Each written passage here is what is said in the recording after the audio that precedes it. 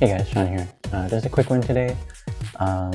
This is one of those little LED boards that make your buttons light up on a Game Boy Color. This one's made by Natalie the Nerd. I'm sure most of you guys have heard of her. So here's that board. She has newer ones now. This is actually one of the original ones, so it's a little bit thinner. Her newer ones are like a white, a little bit thicker PCB. And then we also have this, basically just a switch, and I think it has a variable resistor on it. Yeah, so there's a little switch. You could turn this on and off, and then it has a little variable resistor that you can adjust to basically control the brightness of this. So we're going to install that as well, and we're going to be installing it into this Game Boy Color, the one that has these sprinkle buttons from yesterday's tech that I have. And this is the largest full-size IPS screen from Funny Playing. So yeah, it's a pretty easy install. Basically, I'm going to remove the little power. There we go. And now, should be pretty easy to just disconnect this. There's also a, this is where the touch sensor is, so I have that kind of like taped in there. So all I would really want to remove is the ribbon from the motherboard. So I'm going to do that like this.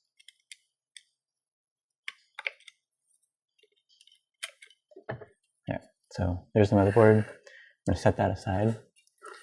And so I have some tape here, but I'm going to remove that for now.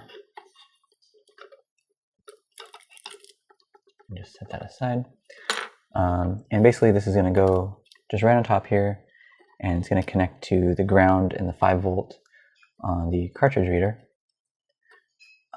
And we also have to remove the old power LED. So I guess we'll start with that. These are pretty easy to remove. I've shown this in quite a few videos, but basically I like to do it from the back side. And you just heat up the little pads, the two little leads, and then use your soldering iron to push the leads as much as it will go. It's not going to be all the way, but just like that. And now the LED is sticking out a little bit. So what I like to do is just take a pair of tweezers and stick that under the LED. So that way it's kind of wedged in there. And with one hand, I can hold that in place. So it's going to, as I apply leverage here, it's going to push the LED out, like continue to pull, and then just heat it up one more time. And falls right out. There's the LED. Okay, so next step, we want this LED, we want the new LED to sit where the old one was, and we don't want it to, it's going to be getting the power from elsewhere. It's not going to be getting the power from here.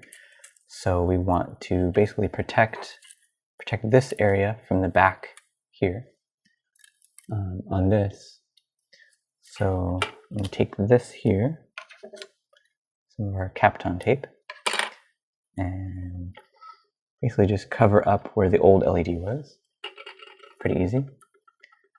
And so the way that this works is there's just there's the ground, or the negative, and the positive, or the 5 volts right here. And it just goes through with some resistors and LEDs and lights them up, and it completes the circuit over here. So in order to install a switch, it's a little bit different, because on the newer boards, or these LED boards, they have two little pads where it's basically a break in the circuit where we can plug this into.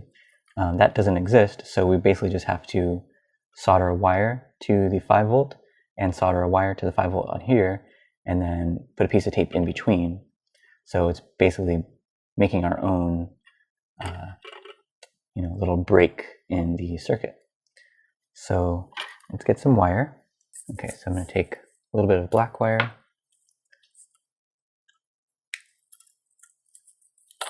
and a little bit of red wire. You don't have to do this, but why not? I'm using, it's called Kynar wire. It's a solid core, very thin, 30 gauge. People always ask me what kind of wire I use. And what I do for this is I just take this is a scalpel, but you can use X-Acto or whatever. And I just kind of gently roll it on the end and then turn it sideways, and then it scrapes off the coating.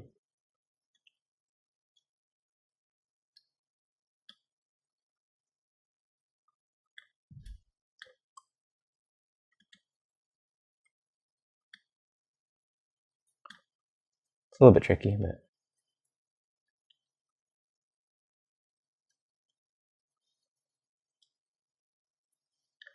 almost got all of that.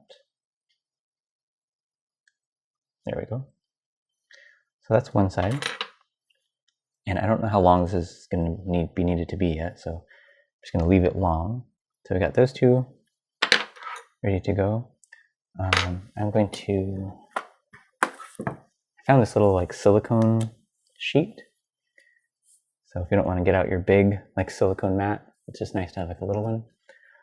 So basically what I'm going to do is tin the two little pads there.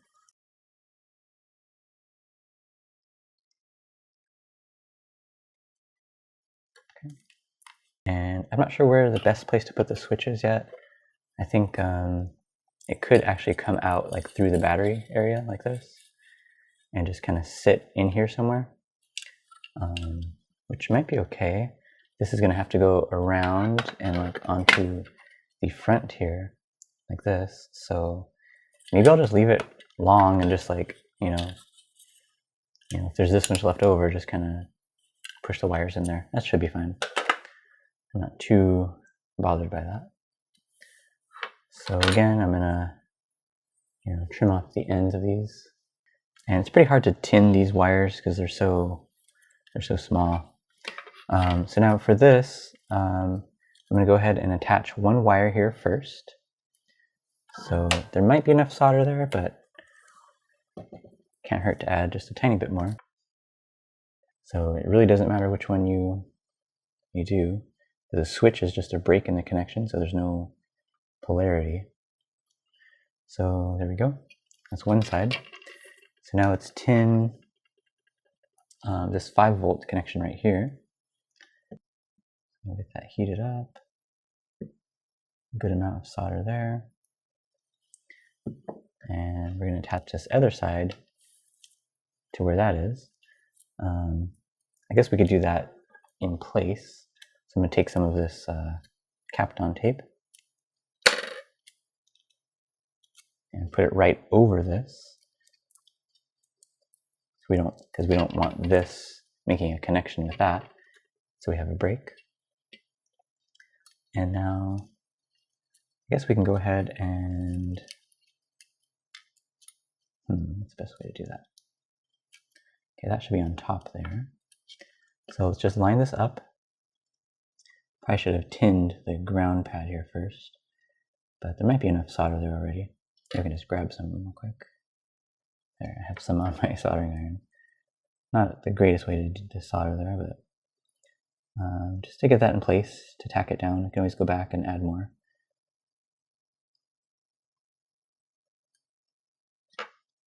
Okay, so that is mostly tacked down. It's just one little spot though, so I'm going to go ahead and put a piece of tape, maybe just right here. Okay, so that's mostly held in place. So now I'm going to go ahead and finish this side. And I might just flip it over so it's a little bit easier to manage.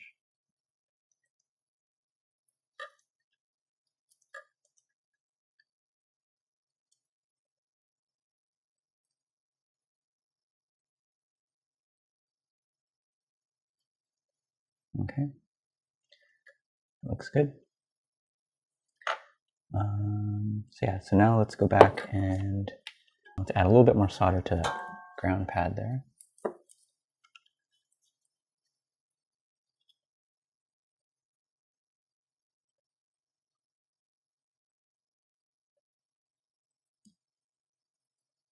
And that looks pretty good.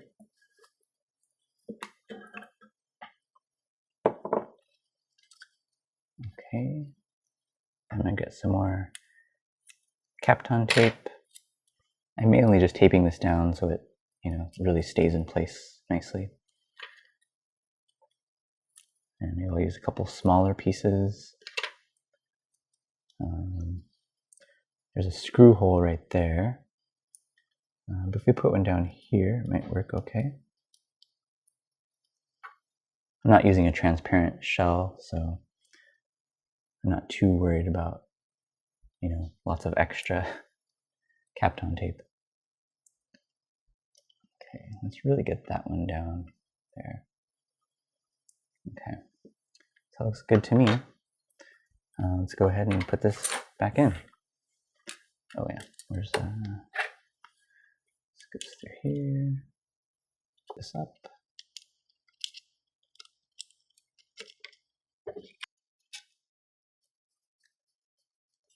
Yeah, nice little thing. Really adds a nice little touch to your Game Boy. I remember one of the first people I saw do that was, I don't know how to say his username, Daniel Mantire. He also goes by Danners. He kind of started the trend of having light up buttons on Game Boys. Maybe that's where Natalie even got it from, and then she just made it easier for people to do. Let's give it one last test here. Where is this?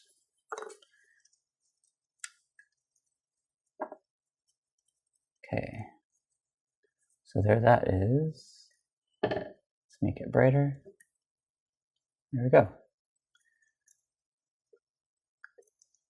So low and bright. I like it on bright. Looks nice. Ultimate test. IPS screen with a flash cart and only rechargeable batteries here with additional LEDs. Still work? Yep, still seems to work.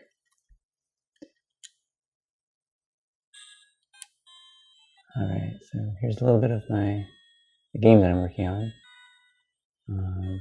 That, again, is for another video. I'll show you guys that soon. This was just about the LEDs, so I finally got around to getting that installed. So, pretty nice. Alright, I guess that's it for this one, you guys. I will see you next time.